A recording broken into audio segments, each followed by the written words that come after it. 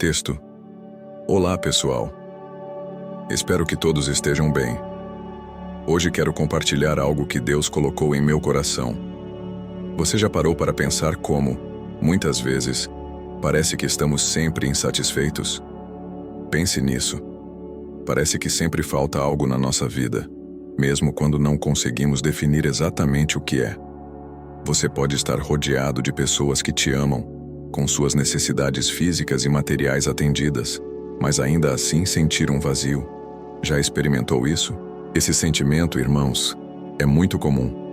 E algo que aprendi na minha caminhada com Deus é que o inimigo tenta usar essas lacunas para nos desanimar.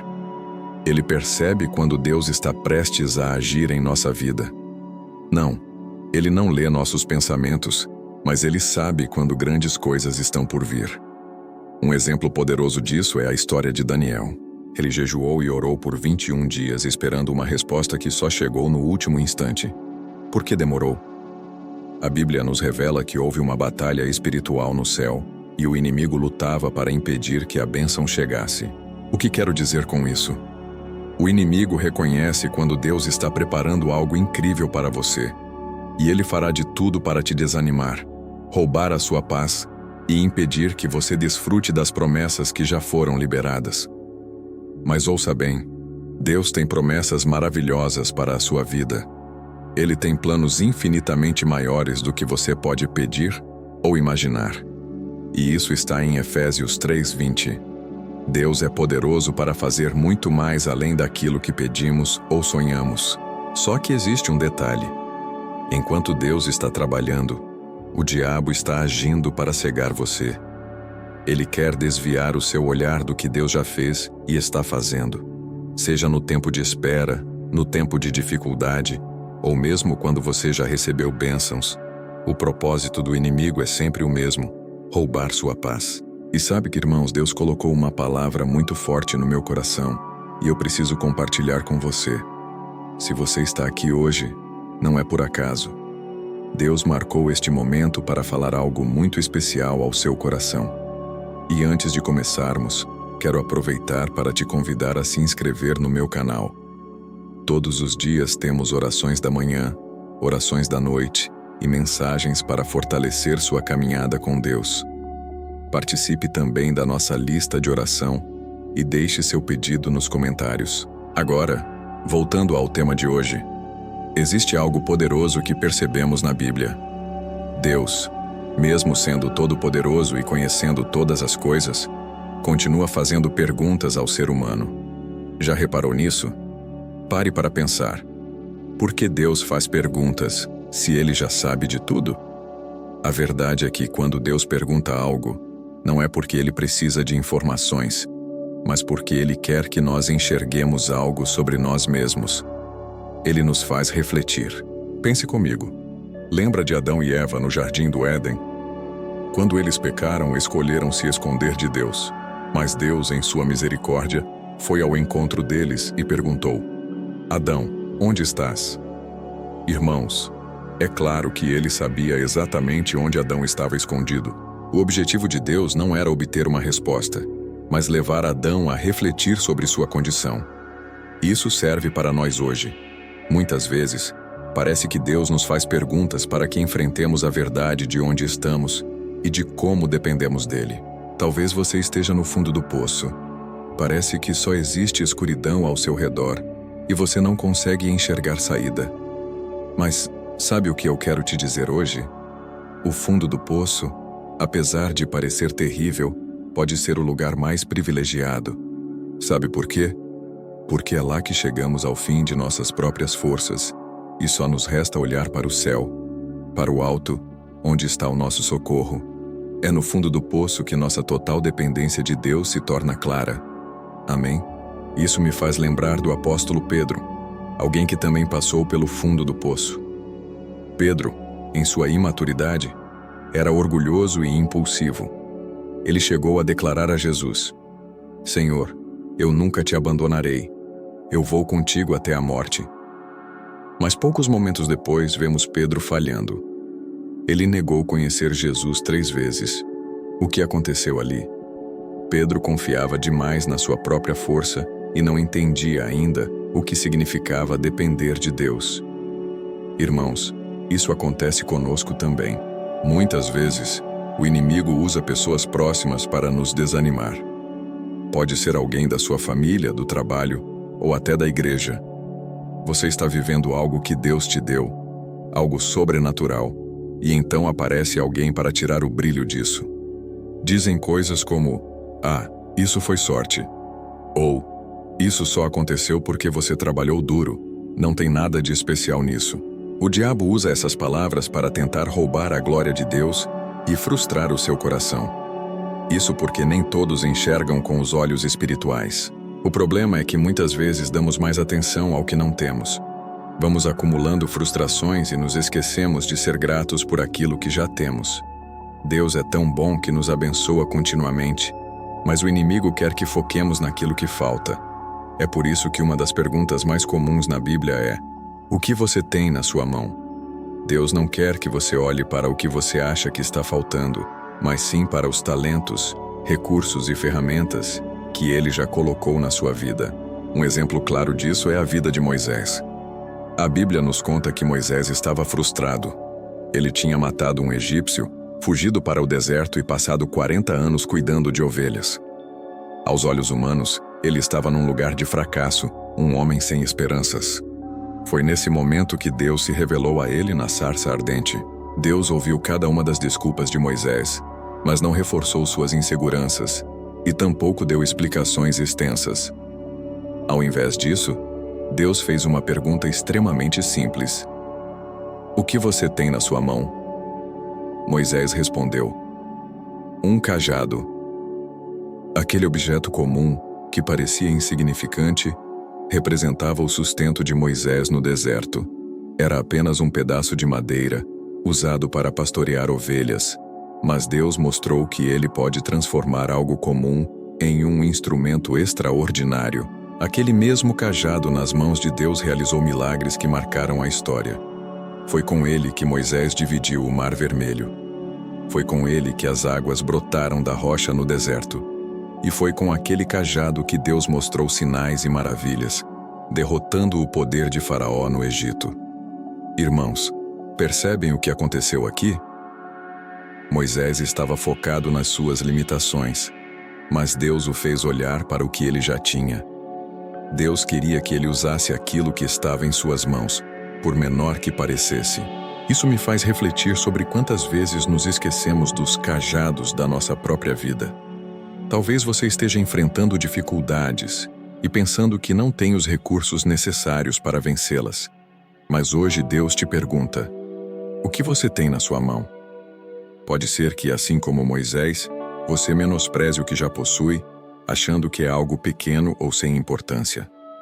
Mas aos olhos de Deus, aquilo que parece ser tão simples pode se tornar uma poderosa ferramenta para que Ele revele sua glória em sua vida. Outro exemplo disso está na história dos 5 pães e 2 peixinhos, com Jesus e os discípulos diante de uma multidão faminta. O que parecia ser insuficiente se tornou mais do que suficiente quando foi colocado nas mãos de Deus. Jesus pode multiplicar o que você tem, mesmo que pareça pouco. Ele não espera que você tenha tudo, Ele apenas quer que você confie e entregue o que já possui. Amém? Deus é especialista em transformar o ordinário no extraordinário. Outro exemplo poderoso dessa verdade está em 2 Reis 4, com a história de uma viúva que estava desesperada. O marido, que era discípulo de um profeta, havia morrido, deixando uma grande dívida. Por isso, os credores queriam levar seus 2 filhos como escravos. Aquela mulher estava completamente sem saída. Contudo, ao procurar o profeta Eliseu, algo surpreendente aconteceu. A primeira coisa que Eliseu fez foi perguntar: o que você tem em casa? Assim como no caso de Moisés, a pergunta parecia simples. A viúva, desanimada, respondeu: a tua serva não tem nada em casa a não ser um pouco de azeite. Mas, irmãos, Deus não precisa de muito. Ele só precisa da nossa fé e daquilo que já está em nossas mãos, por mais insignificante que pareça. O profeta então deu uma instrução específica. Ela deveria pedir emprestadas muitas vasilhas aos vizinhos e começar a derramar aquele pequeno restante de azeite. Enquanto havia vasilhas, o azeite continuava fluindo. Esse milagre não apenas pagou sua dívida, mas mudou sua vida. Irmãos, quantas vezes temos a mesma atitude daquela viúva? Ao invés de declararmos fé, focamos no que nos falta. Eu não tenho dinheiro, eu não tenho saúde, eu não tenho ninguém ao meu lado. Mas Deus nos ensina que o pouco que temos, quando colocado nas mãos dele, pode ser multiplicado de maneira sobrenatural. Esse é o padrão de Deus.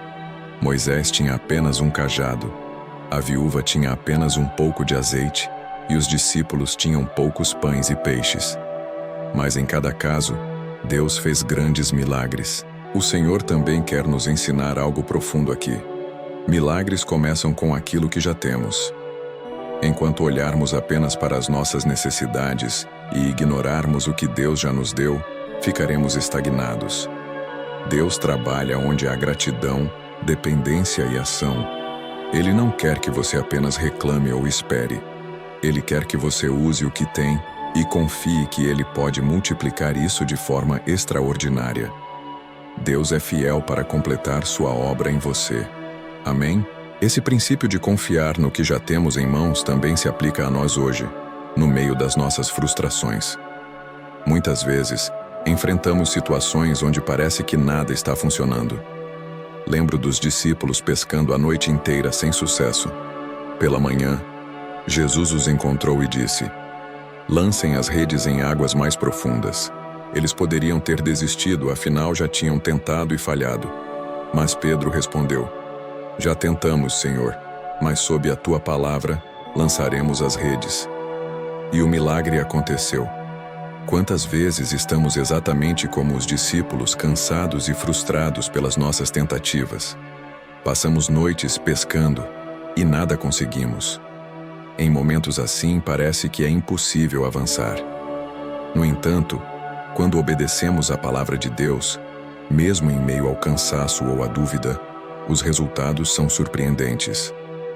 O detalhe dessa história é que o milagre não veio por causa das habilidades dos discípulos, mas sim pela obediência. Eles fizeram o que Jesus pediu e a provisão foi abundante. A frustração, irmãos, não é o fim da linha. Pelo contrário, muitas vezes ela é o ponto de partida para uma nova direção de Deus. Quando o fundo do poço se torna realidade, somos forçados a olhar para o alto, porque não há mais circunstâncias favoráveis. Isso ajusta o nosso coração para que possamos depender totalmente de Deus. Esse é o lugar onde os milagres acontecem. O Senhor não se limita à nossa lógica ou aos nossos recursos. Ele age onde ninguém pode ver uma solução.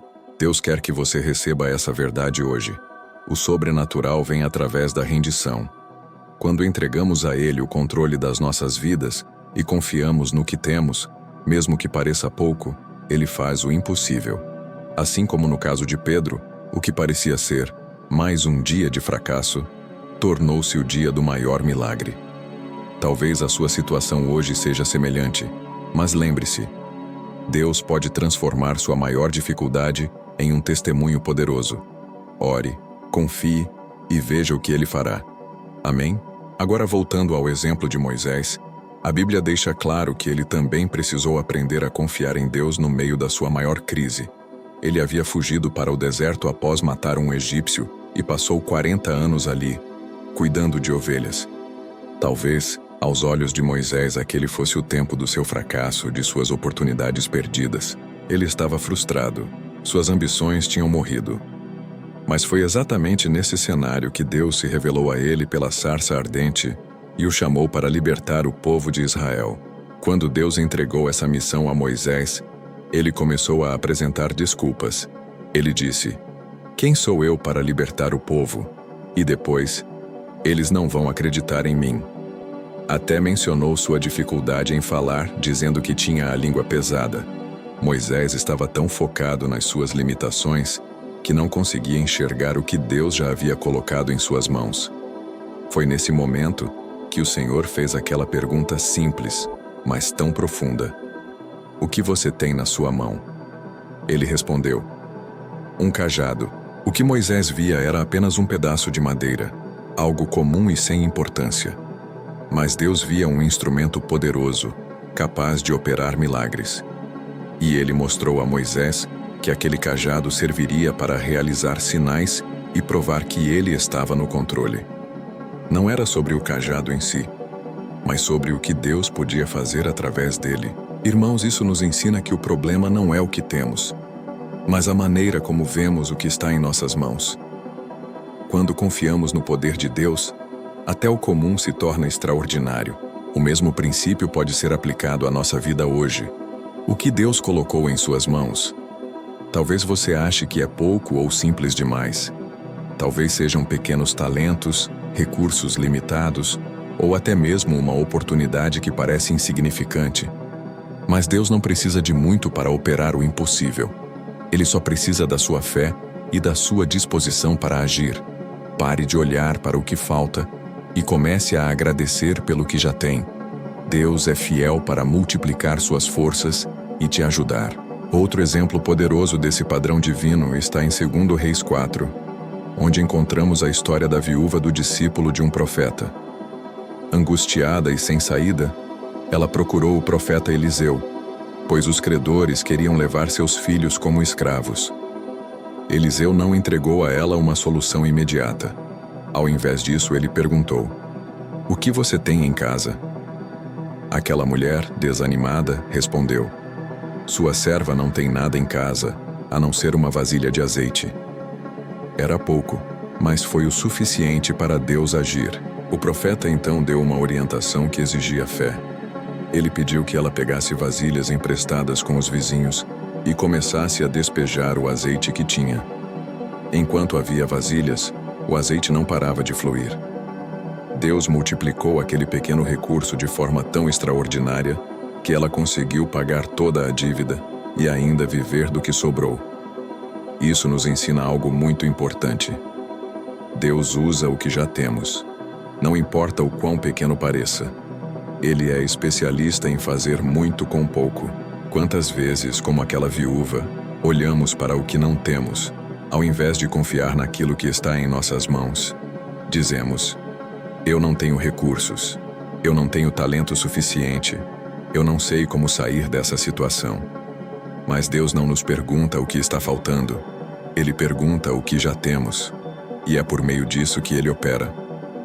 Seja um dom, uma habilidade, ou até uma pequena iniciativa, Deus te chama a entregar tudo ao altar dele e confiar que Ele irá multiplicar. Fé é a chave para milagres. Assim como Moisés tinha apenas um cajado e os discípulos tinham poucos alimentos para a multidão, Deus fará na sua vida. Talvez você esteja enfrentando dívidas, problemas familiares, ou uma doença que parece sem solução. Mas hoje, Deus te convida a confiar nele e a olhar com fé para o pouco que você já tem. Ele é o mesmo Deus de ontem, hoje e sempre. O azeite pode parecer pouco, mas nas mãos de Deus, ele se torna suficiente e abundante, mudando toda a sua história. Amém? Essa mensagem também se aplica ao que Jesus fez no Novo Testamento, quando transformou os 5 pães e 2 peixes em alimento suficiente para mais de 5.000 pessoas. Antes do milagre, ele fez uma pergunta aos discípulos: "O que vocês têm?" Eles responderam com dúvida, dizendo: "Temos tão pouco. É insuficiente para essa multidão." Mas Jesus pegou o que parecia pouco, deu graças e multiplicou, realizando um milagre extraordinário. O segredo estava na entrega e na confiança. Deus sempre nos desafia a agir em fé. Ele não nos pede algo que não temos, mas nos mostra que o que já possuímos é suficiente para Ele realizar grandes obras. Muitas vezes, desprezamos os pequenos recursos porque achamos que não são o bastante. Pensamos: preciso estar mais preparado, preciso ter mais dinheiro, mais tempo, mais condições. Mas Deus te diz hoje: eu já te dei o necessário. O que importa é o que você faz com o que tem. A fé é o passo que conecta o natural ao sobrenatural. Esse padrão também é visto quando enfrentamos nossas maiores lutas. No fundo do poço, quando parece não haver mais saída, Deus nos chama a entregar o que temos. Pode ser fé, coragem ou até mesmo um coração grato. Não importa o tamanho do que você tem, o fundamental é colocá-lo nas mãos dele. Ele é o Deus que abre portas onde não existem, que multiplica recursos e transforma vidas. Por isso, não fique paralisado pelo medo ou pela dúvida. Coloque seus talentos e recursos no altar e confie. Seja no deserto com Moisés ou diante da multidão com Jesus, Deus nos ensina que os milagres começam com aquilo que já temos. Ele vê potencial onde não enxergamos e nos chama a viver pela fé. Se você está enfrentando desafios hoje, olhe para o que Deus já colocou em sua vida. Pode ser algo pequeno, mas é o suficiente. E lembre-se, a obediência e a gratidão são os primeiros passos para experimentar o poder de Deus. Ele é fiel e nunca falhará com você. Amém?